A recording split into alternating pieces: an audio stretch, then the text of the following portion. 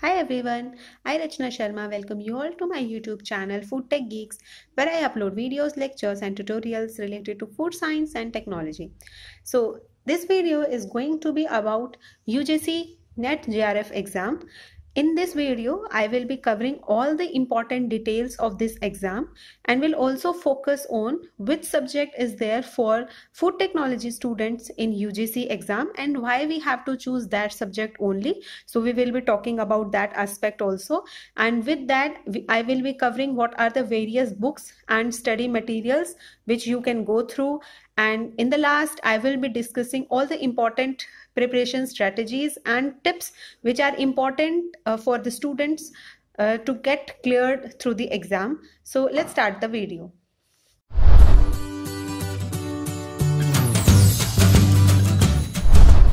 So before going into various aspects of UGC NET exam, let's first understand what is this exam is about.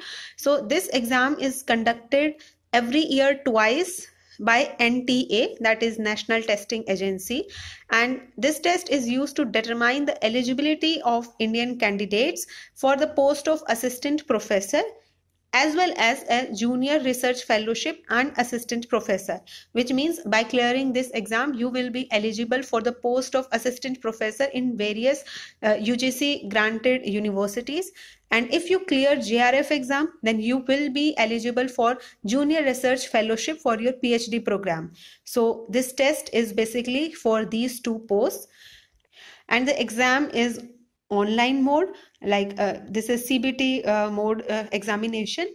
And if I talk about the pattern of examination, so there are two papers, paper 1 and paper 2, and both are objective types.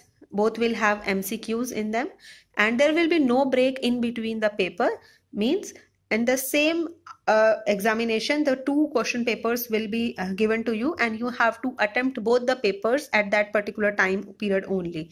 So the two papers are paper 1 and paper 2. Paper 1 is more of a journal knowledge type paper in which the teaching aptitude, research aptitude and basic reasoning aptitude, all those are being evaluated, and paper 2 is your particular subject paper. The subject which you choose is revolved around paper 2. Okay, so the paper 2 is for that subject which you have chosen as your subject while applying for the exam.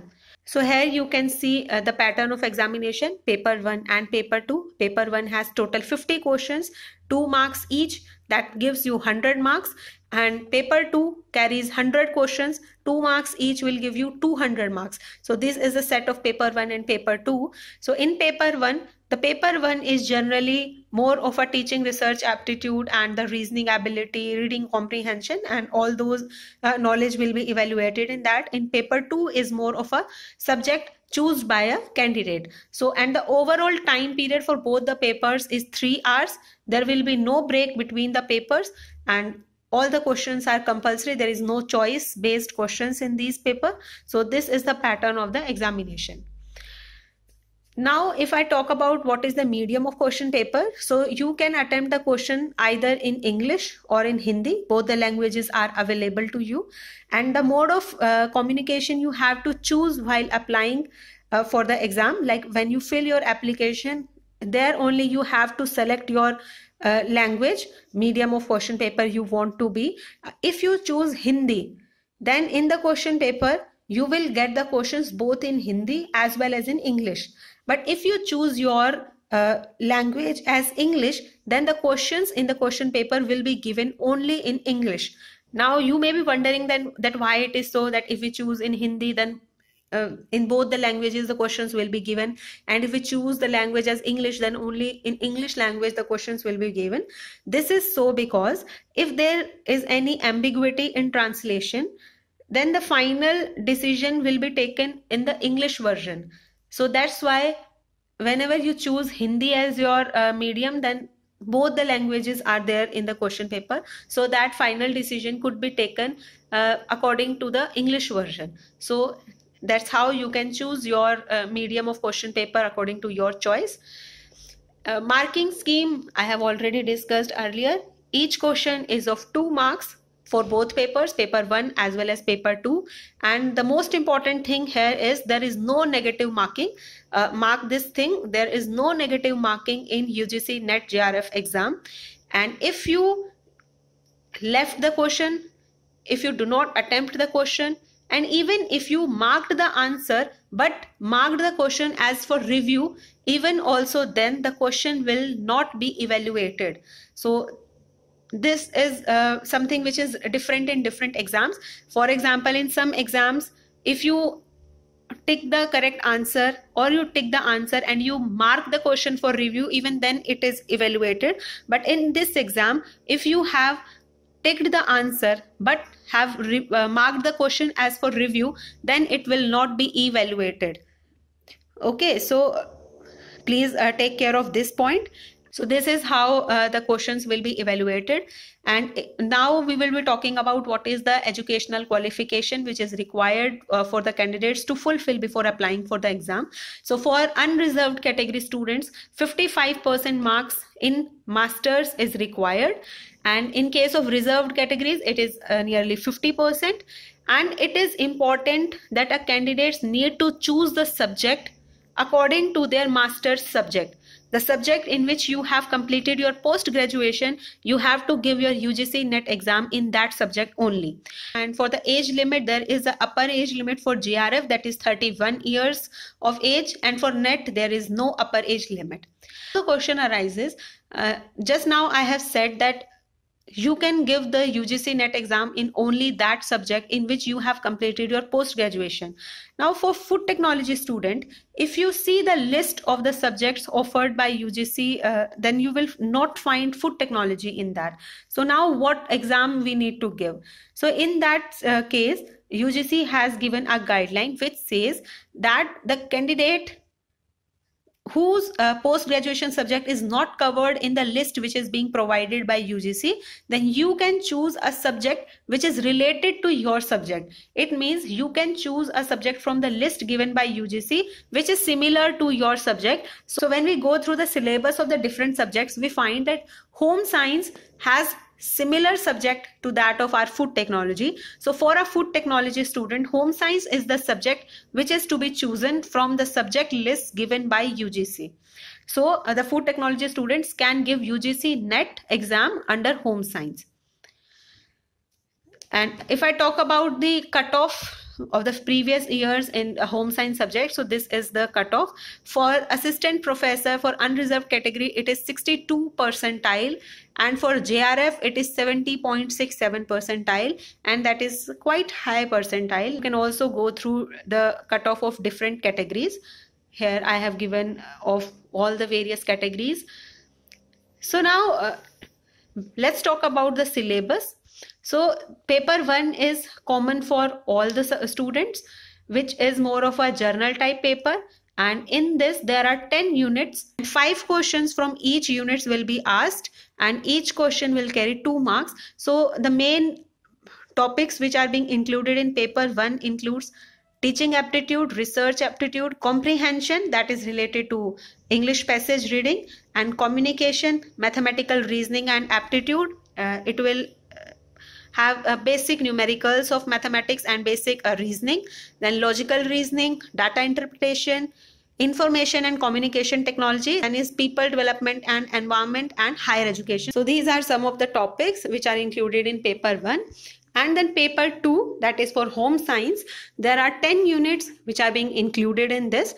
So some of them are from food technology background. For example, unit 1, food science and food service management, unit 2, nutrition and dietetics, and they are easy for food technology students as we have gone through the food nutrition and food science part in our graduation and post graduation. So these are somewhat easier for food technology student, and other topics are textiles, apparel designing, resource management and consumer issues, housing and interior design, child and human development, family studies, communication for development, and extension management and community development. So these are some of the topics for paper 2 under home science.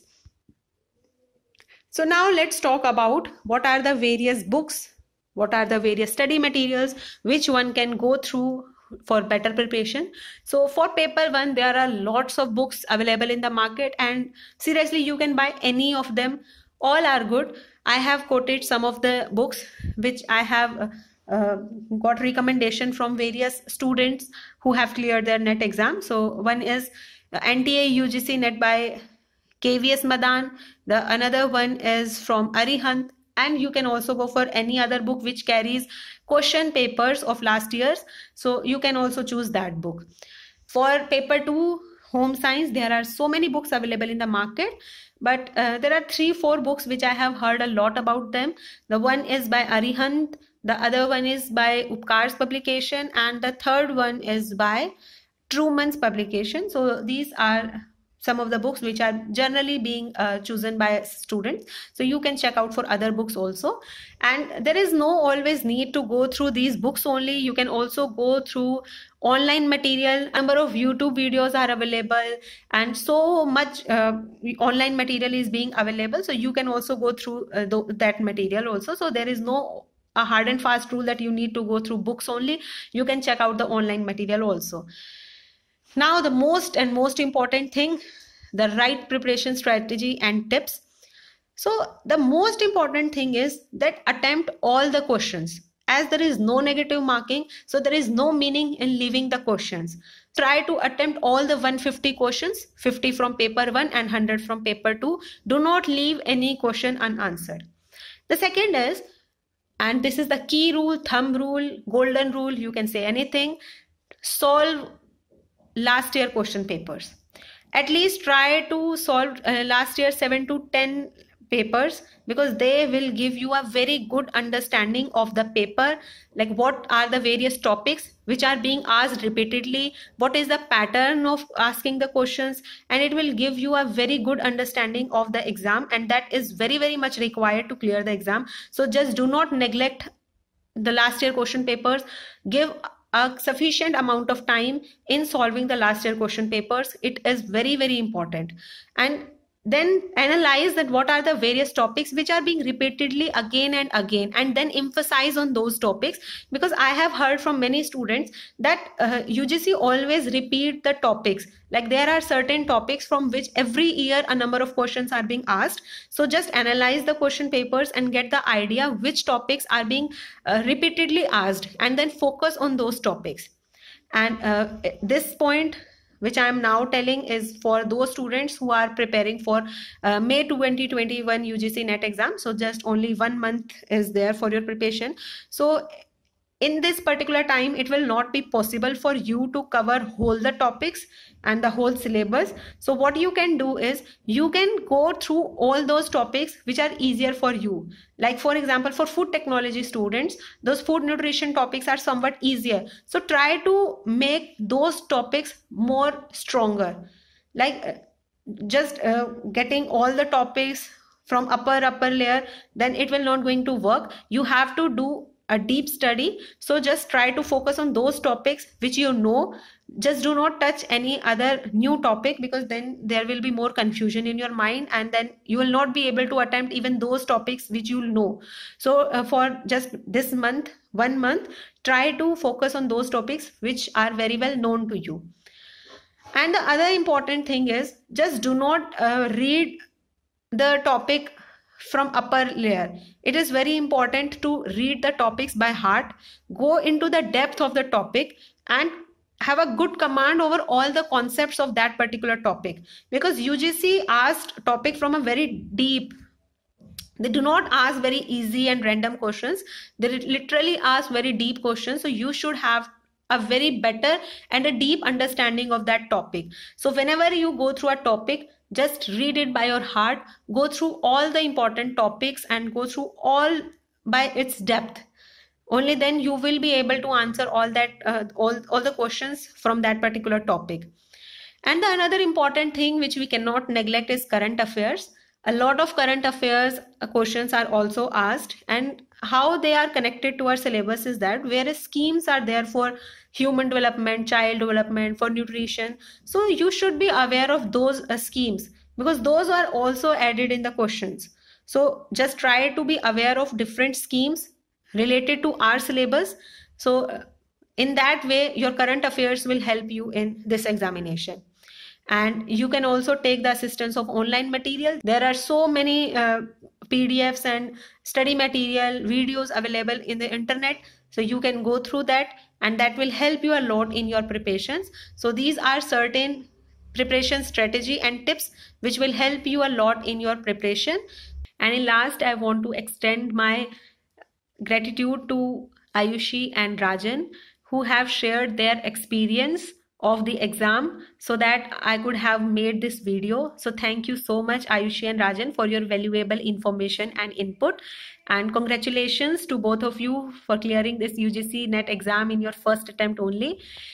And you guys also, if you like the video, please like this, share this with your friends, and give it a big thumbs up. And do not forget to subscribe to the channel so that I can come up with more and more such content and which will be helpful to you. Till then, stay safe, stay healthy. Goodbye.